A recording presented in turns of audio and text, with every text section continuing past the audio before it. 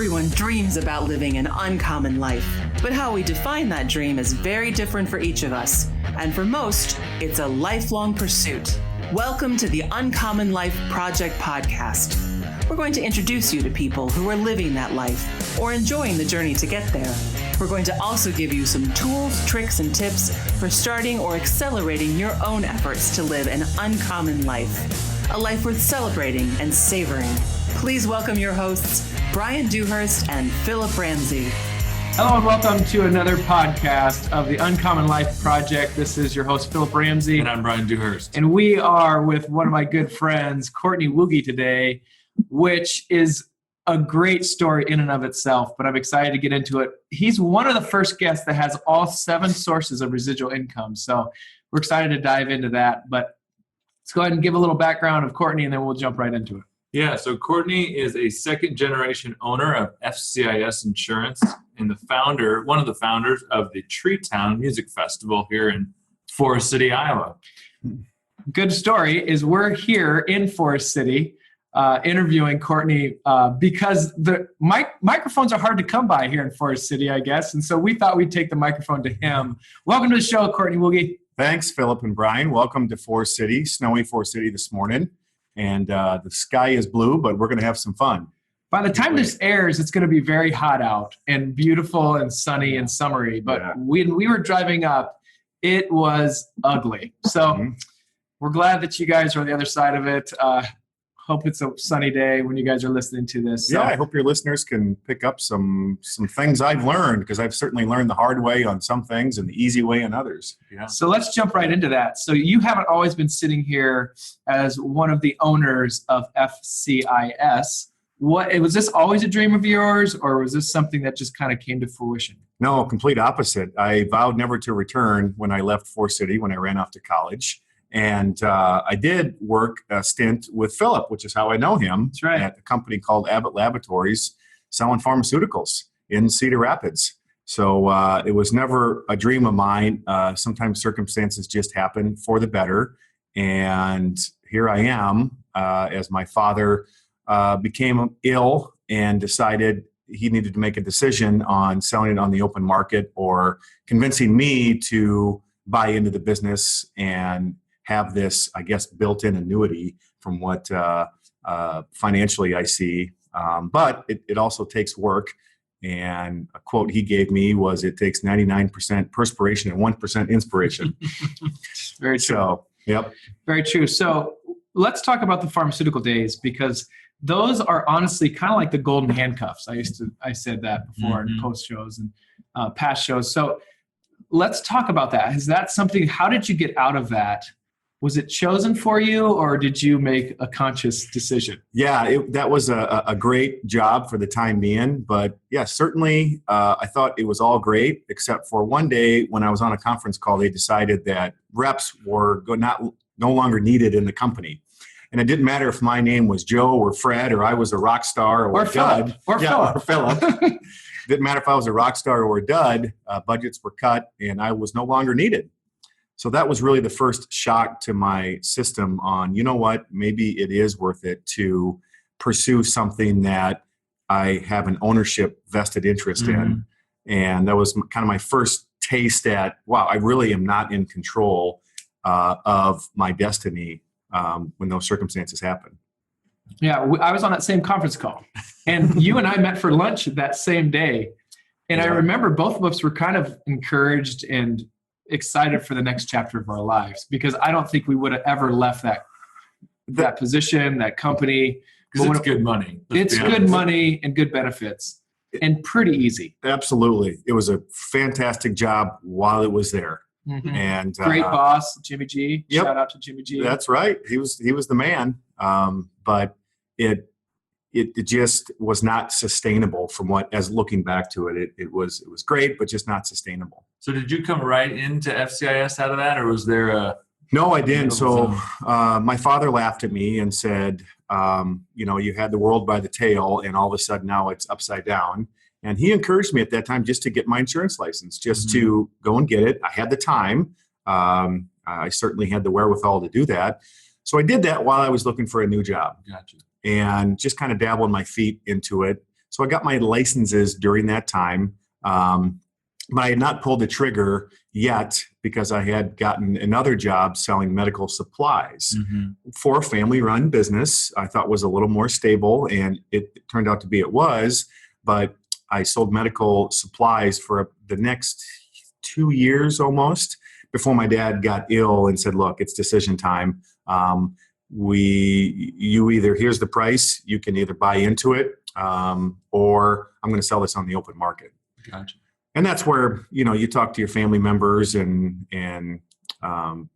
trustworthy people that know the business and make a decision. And as it turns out, it was the worst short-term decision ever, but the best long-term, because I had to not only sell a lot of my assets to put skin in the game as my dad required, but I had to move my family from a very nice community up to small town Iowa. Which was a challenge on, are the kids going to adapt? Is my wife going to find friends? Sure. So the first year, honestly, sucked pretty bad. But looking back, and now that we're in it, the 6th year, it was the best decision we've ever made.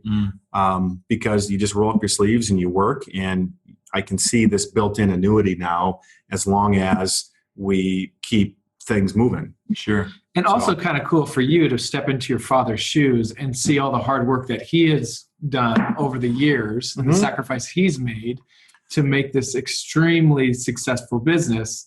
And now you get to run it in a little different way. Technology probably is a little different than Gaylord had it. But now streamlining things to the point where now it is yours. A month and a half ago, your father passed. Is that correct? Yeah, 2.5 months ago now. Okay. And so he had a lot of things already set up, and life insurance and estate planning and all that stuff was in place, that's been an unbelievable process to go through and see that it provides a lot of comfort to those of us that are left, that he had a lot of mechanisms set up. And that's my hope and dream, is that those mechanisms will continue to be set up for other people to drink scotch out of the barrel after it's been aged properly. Absolutely. So, and you've always had this residual mindset, because I remember in pharmaceuticals you had a rental property, and then once you got to Forest City, Iowa, you started having this idea of a tree town and having a festival.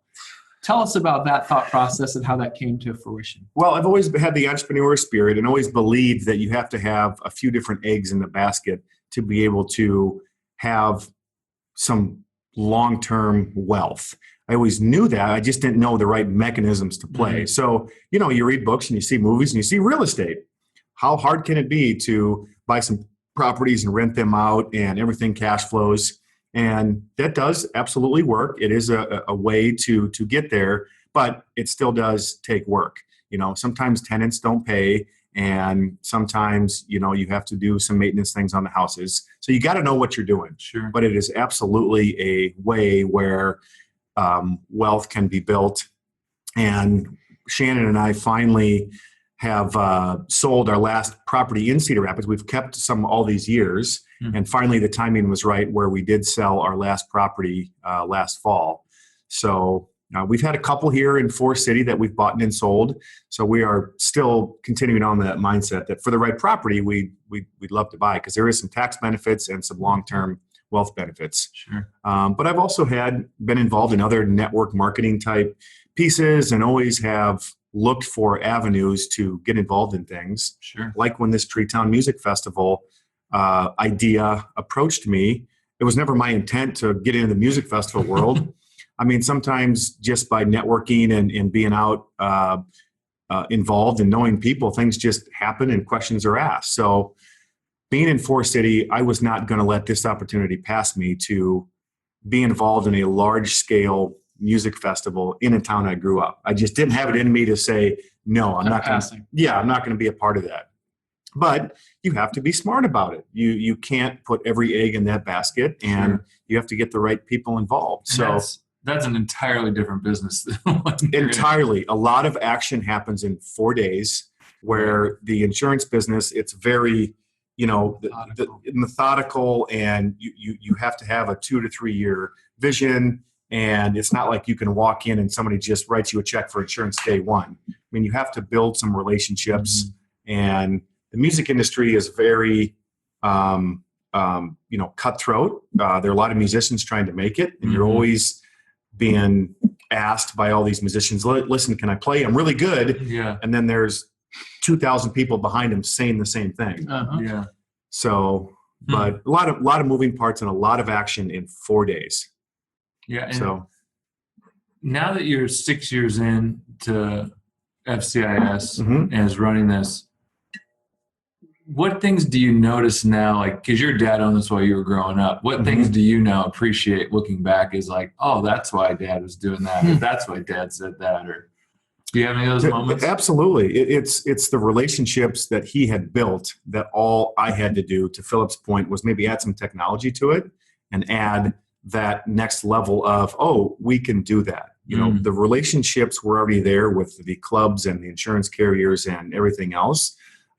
It's just the way of doing it 15, even 10 years ago was more handwritten and old school things that we know as older millennials now.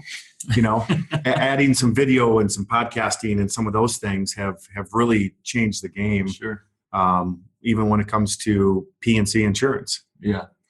So I think your dad's story is fascinating. Can you walk our listeners through the business when your dad, his name was Gaylord, kind of had the aha moment, and how that kind of... Well, he was a problem solver. Yeah. He was a problem solver. He saw a problem, and then he figured it out. Yep, and that's, in my mind, in any business you endeavor in, you just have to be willing to step in and help people and solve something.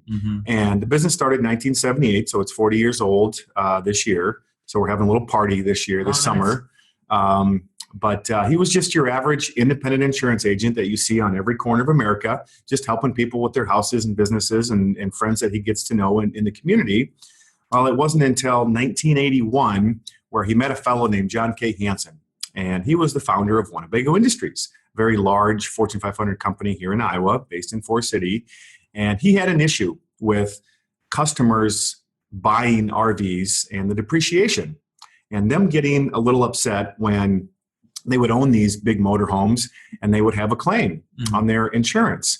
And these things depreciate a lot more than the average automobile does. Sure. So on a brand new coach, if you have a claim within the first probably 4 or 5 years and you have a note leverage on that RV, you're upside down. Well, the insurance carrier at that time was only going to pay you ACV, actual cash value, what that coach was worth at the time of loss. So if you owed 90 and the insurance carrier was only going to pay 60 because that's what it was worth, not only do you lose your RV, you can no longer camp with your family, you actually have to write a check for $30,000 to make this whole thing right. Wow. So he developed what we now know in the industry as total loss replacement for the RV. Wow. So he talked to Foremost Insurance back in 1981 and took the lead underwriter fishing and said, we got to solve this problem. And the endorsement that was put on it was, for the first 5 model years, the insurance company will replace that RV with like, make, and model. And then the next 5 model years is purchase price guarantee. So for 10 years, you have kind of a depreciation protection on that coach. Wow. Certainly, you guys are in the insurance world. There's a premium to be had for that. But sometimes price isn't everything. People were actually willing to pay additional premium dollars for that endorsement because they knew of the issue with them driving this thing down the road and the cause of an accident. And like, I don't want to lose my RV and have to write a check. Especially if they knew somebody who had to do that. That's right. They'll pay it. That's right. So that's kind of what launched us into the national scene, got licensed in multiple states, and got us into the RV insurance world, which is still makes up about 65 to 70% of our business. Wow. Of course, I have been tasked with growing the business. When you buy something, if you just keep it the same, it's going to take a long time to pay off that debt. So the idea is 1 + 1 should equal 3. Right. So that's where the 99% perspiration comes in, where you just add a little technology and continue to harness what's already been built, and 1 + 1 can equal 3. And we are growing, but you can never take your eye off the prize unless you're ready to. Mm-hmm. Unless you're ready to perpetuate to the next generation and find your little beach resort down in Florida or Mexico. Uh-huh. Yeah. So Very What cool. what mind shifts have to happen in your head from going to a pharmaceutical rep, managing yourself, to now managing a company and others? Well, there's some parallels with making sure you have a schedule and understanding your own finances and cash flows and trying to predict the future. But the differences are you're now responsible for everybody that works here, and you're now responsible for your own rent on the building and your own paycheck. Mm. So it's a different shift when you have the responsibility. It actually, when you wake up in the morning, it's the first thing you think about. Versus when I was in pharmaceuticals, the first thing I thought about was not that I'm going to have to go catch my own food today. Yeah. So it was a lot was given to you, right? You had a bag and you had to carry, and you got a gas card and a vehicle, and life was good. Where the shift now is you can add your 100% your own value. Mm-hmm. So it's a different mindset. It's not for everybody. Sure. You have to be prepared for it, but it can be extremely rewarding on days that you just don't feel quite right. You can say, I'm the boss. I'm just going to go and golf today. But you also have to be prepared for the other side of it, that if you miss something because you're golfing or having fun, you just have to be willing to accept that. Yeah. Tell us what your advice your dad gave you when you switched into business owner mode. I think what he, aside from the 99% perspiration, 1% inspiration, he said, congratulations, you now are an owner of a company. You only have to work half days. I said, by God, you're right. I'm only working half days. He said, well, what I mean by that is you get to pick the first 12 hours or the second 12 hours. And it's not that you're always on the grind working and, doing things constantly for 12 hours. You're just always thinking, I would say for 12 hours every day, I am at least put some thought into, outside of normal 8 to 5 working hours, of how can I do this in the business, or how can I help this individual or company, or what if I did this, what would happen? Mm-hmm. Right? And it's a lot easier to work when it is your own. Mm-hmm. Mm-hmm. So it just becomes more natural. So it's good and bad. It's some people that we have great employees here at 5 o'clock, they can shut it down and go home, and they don't have to think about an insurance policy until 8 o'clock the next morning. Mm-hmm. And I was there in pharmaceuticals. When I got home at 2 o'clock or 2:30 in the afternoon, and I didn't think about work until the next morning. Sure. So it's a shift in thinking where there's a lot more thought put into it, but I can also do that and play golf at the same time. Sure. It's great.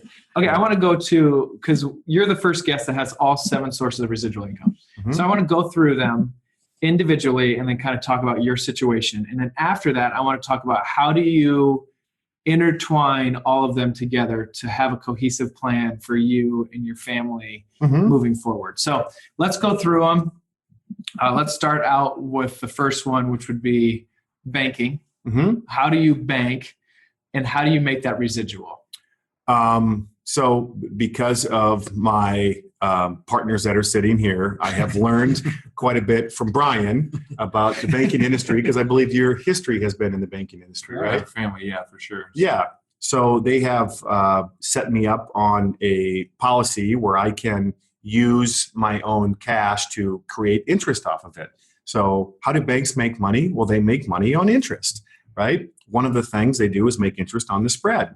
So I am always trying to utilize my cash position on where I can make a little bit of interest on that cash. Mm-hmm. So I would say that's, just off the top of my head, that's what I perceive myself as a bank. Sure. Certainly, do I carry a debt load? Of course I do. I had to buy a business. Debt is a part of normal things when you're growing businesses and buying things. Mm-hmm. But if your interest rate of your debt is less than maybe the interest rate you're making in the market, Mm-hmm. you've in a sense made yourself into a bank and created that spread. Yep. Sure. Good. Okay. Number So- 2. 2 is real estate. Yep. So I wanted to be, sorry for those people that didn't want to hear political propaganda here, but I tried to be the Donald Trump of Cedar Rapids before his political career back in the early 2000s, and buying property like it was my job. And I worked at, Abbott Labs, and I figured, you know what, I'm going to try to do something for myself. And I just started buying these little houses, 40 or 50,000 a pop. 10% down payment isn't very much. So I was buying these things and renting them out for $400 or $500, and so I got up to, I think, 8 of those things. Wow. Before I realized either I'm going to have to do this full time or I'm just going to have to start selling some, because it was at that time I started to have a family, and my time started to get less and less on dealing with rental property type things. So when my wife and I got married, she also had a house that we kept and rented out, and over the last 15 years, we have bought and sold different real estate, and per hour, if I had to break down my hourly rate on what I was doing, it might be $30, $40 an hour for those analytical folks. But all in, if you spread out your real estate risk enough, it's very hard to lose money as long as you buy the properties right. Correct. Yeah. So, And I think this is an important part because we talk about this a lot with our other, just a lot of clients and different things. You basically harvested that portfolio to make a bigger capital investment into not only FCIS, but then the building that FCIS sits in. So great kind of point. walk us through that. Absolutely. So when I made the decision to buy the business, I needed a strong down payment. I needed some equity. So where would I find equity? Well, in my rental properties. So I had some other, a boat and my house in Cedar Rapids, and there were some other pieces of equity I pulled from, but it was primarily property, and I was able to 1035 exchange that into the building we're now sitting in. So, there are, if you do it within 2 years, I don't know, I'm not a CPA, but there are ways you can exchange property and continue to get a bigger piece of property that, like this commercial building that we're now in. Right. Without paying tax. That's correct. So let's jump, because I think this is important. So we'll jump to number 4. That's just traditional business. So FCIS is a traditional independent insurance agency. So that's number 4. And then that is paying rent to your kind of number 2, real estate. Absolutely. So which you own as well. Since the building is separate from the business, the business can be anywhere. It can be in Texas in a rental space. But I have an LLC that owns the business, and it's just what's called a triple net lease back to the insurance agency. Gotcha. So the business is responsible for the rent, the taxes, and the insurance. Nice. And so my LLC that owns the building is just really a holding place to continue to collect the rent to pay off the debt. Sure. And once the debt is paid off, then you've got something. So when you bought into FCIS, you really bought into 2 different assets. That's correct. And it didn't happen at the same time. Sure. I bought the business number 1 because my dad still wanted rent on the building. Totally. He wanted to go fishing and hunting even more than he was doing. And he thought, that's a little cash flow for him. Sure. So I bought into the business to start. He wanted to understand that I was actually going to be continuing to work the business and not just be 50 to 60% of second, third, fourth generation owners have failed. Yeah. I mean, it's no secret. You read any book. Because they want to just reap the rewards without the hard work. Absolutely. And I can see that in other things. So I made a conscious effort that I'm not going to let that happen. And so after year 2 is when I then bought the building. After I had a little bit of equity built up in the business, my father felt comfortable enough, like, listen, you need the reward now of owning the real estate. Let me cash out of it and start that perpetuation plan that we have talked about, so we can then build into a longer term plan that was built quite well for both of us. Sure. Nice. But it takes a lot of communication and attorneys and accountants. Get your pens out, folks. This is like dropping knowledge. So number 3, or 3, is investments. And so you have a retirement plan, and you do that. Deal and maximizing that benefit through your business. So the business is not only building equity in the business itself, That's and right. the real estate. Yeah. So the businesses can also be considered an investment because the idea is to grow them. But there's traditional ways, 401ks, buying mutual funds, buying stocks.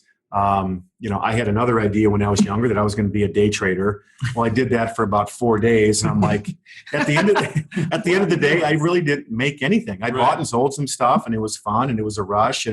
But then I'm like, I don't want to spend my time looking at tracking all these stocks all day. Right. This is just going to make me stressed out and smoke cigarettes and do things I shouldn't be doing. So I did that for 4 days, and I figured at the end of 4 days, I didn't make any money doing it. So I figured that wasn't the best route for me to go. So you retired. You retired from that business. I retired from day trading. So now it's more of a long-term approach. You can't follow the bumps up and down of the market. You have to trust your wealth advisors, as I have here, and you have to look at things for the long term. 401ks, certainly if you have cash and you want to take a risk, buy some mutual funds and buy some stocks, but don't put all your eggs in that basket. It can be fun and rewarding, especially the last year or so when we've had a pretty good market. Totally. But Winnebago Forest City was back in the 70s. It was known as the little town of millionaires, because the stock price of Winnebago was just splitting and quadrupling and just going up so crazy. Wow. But all these people were millionaires on paper, right? What happened to half of them when the stock came back down? Yeah. They were broke on paper. Yeah. So it was like at the end of the day, their life didn't get any better. Sure. Good point. Certainly half the people took that stock, diversified it when it was high, and were smart about it. But paper money is cool, but it doesn't mean anything until you convert it to real assets. That's right.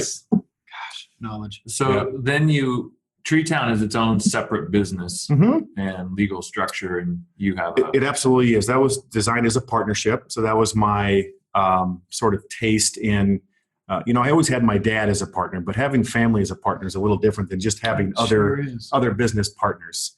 For those that are in stock clubs and things, it's sort of the same thing where you're each putting some skin in the game, and you're all trying to run a business. So certainly it hasn't come without its bumps in the road. Partnerships can be very good because 1 + 1 can equal 3, but 3 divided by 2 can also be 0 if you don't do it right. Sure. So there have been some bumps, and that industry is a little different than insurance, but it is continuing forward, and we've got our 5th year this May. So this is a big concert. It is one of the premier music festivals, and most of it is country. There is a rock night on Thursday night, but most of it's country. Premier music festivals in the Midwest. Sure. So it quadruples the size of Forest City, and there in a is weekend. In 4 days.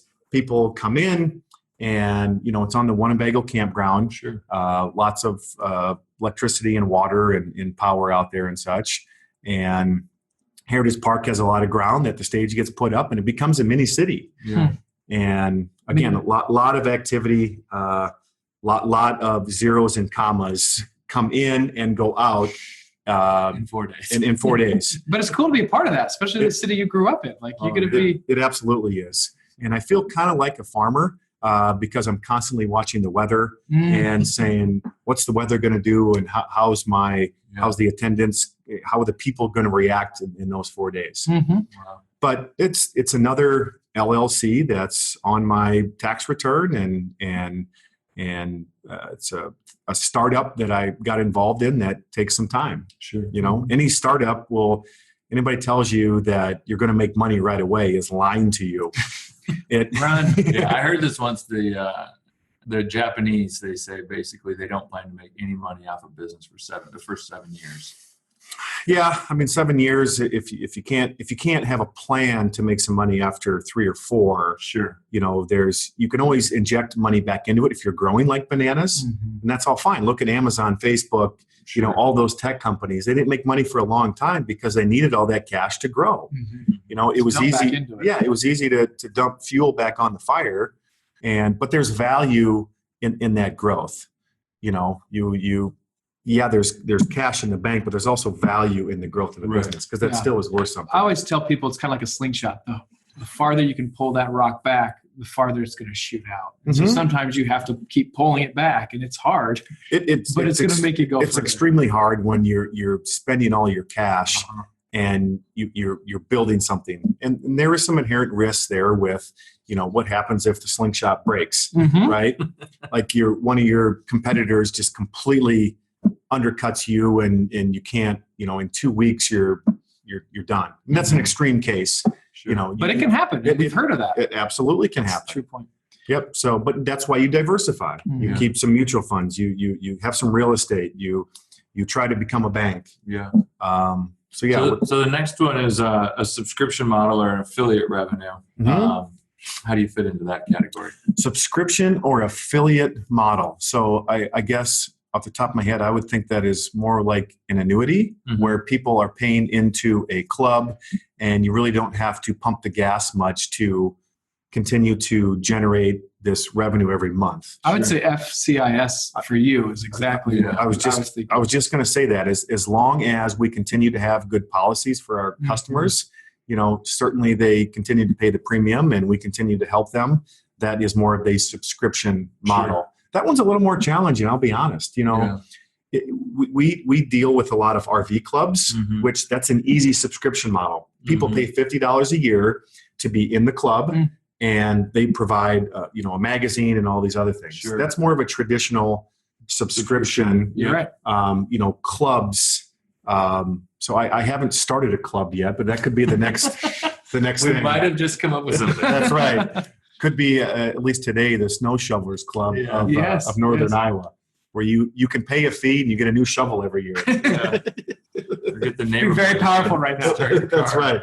It would be very powerful. All right, let's go to 6, which is royalties. And when I think about you, and Bryan and I were talking before we had this interview, we thought the Tree Town Festival for you is definitely royalties. Yep. And how you kind of collaborate all that together. But would you agree with it? It absolutely is. The value in the festival is the brand, right? Because anybody can open up their checkbook and book Keith Urban, Toby Keith, and say, I want you to come here. And if you write them a check, trust me, they will come. I've seen it. They will jump on their plane if you wire them a whole bunch of money, and they will come play for you. But what the challenge is to create that brand, which is where you get the royalties. If you can create a brand, that's the value in the royalty is the Tree Town Music Festival. People know it, and they know what to expect when they come up there, and they're always willing to maybe spend that $150 ticket to remember that good time they had. Because it's a memory, and you can't put a price on memories. Absolutely. But certainly to the artists, that's pretty cut and black and white, where their music, they could be sleeping and they will get a royalty because their music was played on Spotify or somebody downloaded it. So that's, again, more traditional, but still the music world, I think the royalty is in that brand. I agree. And lastly, network, our favorite, network marketing. I've been involved, and my wife is more involved in a lot of these things. And, everybody traditionally says, well, it's just a Ponzi scheme.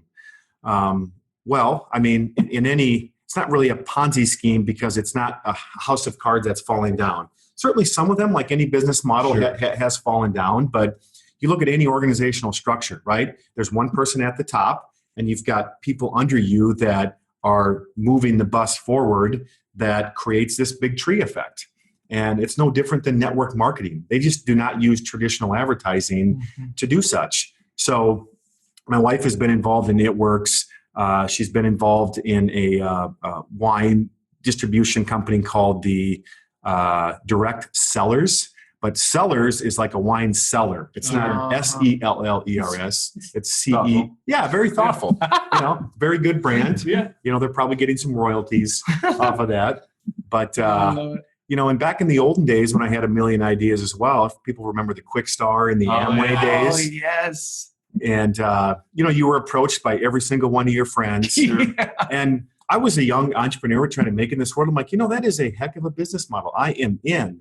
And did it create income? Yes, it did. I had a couple people under me, and we were, putting the lotion on ourselves and Drinking the potions? Yeah, drinking the juice, and Oh, we're going to work out and drinking the powders, and it was I love it. those models. It has worked for my wife. She is a full-time nurse. And she's a go-getter. She absolutely is. And Shout out to Shannon.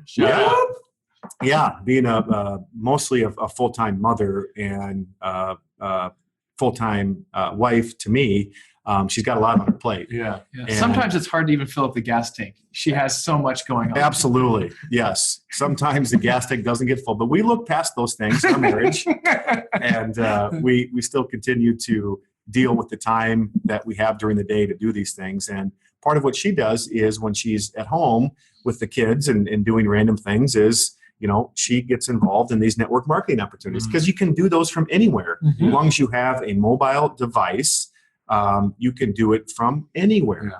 I think the other big thing for me, because I'm the pro network marketing of this equation for Phillip and I, but when you look at the startup cost for FCIS and buying into this and reorganizing basically your entire portfolio versus your wife getting started a network marketing company, talk to the listeners about that different investment level. Yeah, so the buying into an existing business takes a check if you're going to buy into it. It's like buying a car or buying a piece of real estate. Typically, there's a down payment involved and there's some equity involved. Sure. But with network marketing, their whole play is little to no money down, right? Like for $50, hardly any skin in the game, you can buy a packet and then it becomes your equity is your labor and your time, your advertising ability to talk to your friends. Sure. Right? Some others, put billboards up and advertise all over and pay money to do that. Well, there's a lot of free advertising platforms, Facebook, Snapchat, all these things where that network marketing piece has picked up. But you have to use your labor and your time, right? Every minute is worth something. And if you can utilize that, it can become where you're sleeping and you wake up and you have $300 more than you didn't have when you went to bed. Sure. So absolutely right.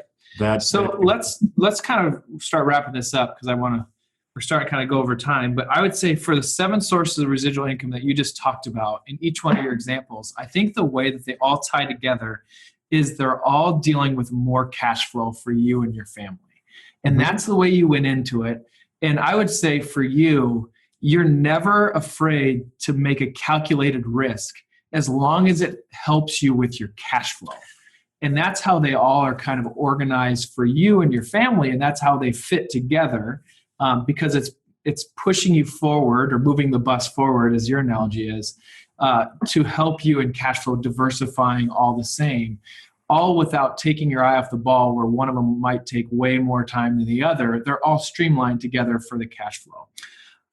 So that's what I would say, unless you have other thoughts. Yeah, I would agree. I would add that it's never a utopian world where, you just follow these 10 steps and you will just be set for life. It never works that way. But if you can do all 7, chances are, if you actually spend some time doing it, 3 or 4 of them are gonna pop and do pretty good. And yeah, maybe 1 or 2 is a failure. Right. But if you're shooting 60, 70% success, I deem that a good thing, which is what my experience has been. Some of them have not done so well, but others have just taken off by a little bit of fuel. And helps you make the other ones maybe be a little bit more successful because you put money towards them. Therein light is the old school investment theory of diversification. When you look out over the next 10 years, you got 6 years under your belt. What are you most excited about in terms of just building your business, your family, and just continuing down the path that you're on? Yeah, I'm most excited about, I think, just when it boils down to it, getting some of the debt paid off and knowing that I have a plan put together to continue to use the cash flow and the growth of some of these things to just continue to get the debt paid off, where I can really be a bank and go from a 2% spread all the way up to a 7 or 8% spread. And it becomes a fast moving rock down the hill. So yeah, the rock isn't moving really fast for me right now. I'm not a very patient guy, so maybe it's moving faster than I think. But I'm just looking forward to that rock moving really fast where I maybe don't have to always work 12 hours a day, where my mind can be maybe other places, and I have some open hours in the day to maybe pursue something else, maybe some philanthropy. I mean, one of the steps Warren Buffett talks about is, if you've created this wealth, why not give back to other things that you believe in once you've reached that pinnacle. Totally. So that's kind of what I'm looking for, is paying off the debt and then switching my mindset to perpetuating to the next generation and giving back. Yeah. And you saw that with your dad, and that not only the way he had things taken care of, for you and your family, but also I think that was probably a big catalyst for investing in Tree Town and giving back to Forest City. Absolutely. That's one of the reasons why I did that, because I wanted others to benefit from that event, and they have. But it is rewarding to give back, as you guys know. If you make $100 and you give 20 of it back to somebody that didn't have anything, I mean, that can be more rewarding than making $1,000. So very cool. So how would our listeners find out more about you? How would they reach out to you? Well, I don't know. I guess just Google my name. Humility. Yeah. I don't know. I would say you can go to www.fcisinsurance.com or you can go to www.treetownfestival.com. Yeah. Buy your tickets. Yep. Buy your tickets to the festival. Come up to Forest City. And, certainly I'm an open book. If you see me and you want to come up and chat with me, you're more than welcome to. I may be a little busy, but I promise I will give you an ear for a minute and chat with you. I'm very social. Yeah. For sure. My last question, unless Bryan has any more. I don't know. So your father passed away 2.5 months ago. Mm-hmm. If he were here today, what would you tell him? What would you say to him? What would you? Well, that's a tough one. See, because he knew he was going to die in the last 2 months of his life. And we really, thank the good Lord above, we really had 2 straight months of talking. Mm-hmm. And it was the best blessing ever. Mm-hmm. It was somewhat of a curse because you knew the end was near. But, honestly, I asked him everything I wanted to. Certainly there's specific things where if a customer calls and is upset or a partner gives you the wrong rub, you're like, what would my dad do? Mm-hmm. You try not to get in that mindset because you're still your own person. But honestly, I would ask him, why the hell didn't he get his colon checked out earlier? Yeah. So another public service announcement, he was diagnosed with stage 4 colon cancer, and it's a very preventable thing. So if you're 50, please get it checked. If you have a family history, you have to do it when you're 40. So mine's coming up here pretty soon. Yeah. Colonoscopies are very, they've gotten a lot easier. And I would just ask him, why the hell didn't he get that checked out earlier? Because he would still be here today. That's a good point. That's a good point. Guys, thank you so much for listening. If you have any questions for Bryan and I, please feel free to reach out. Our website is www.wealth.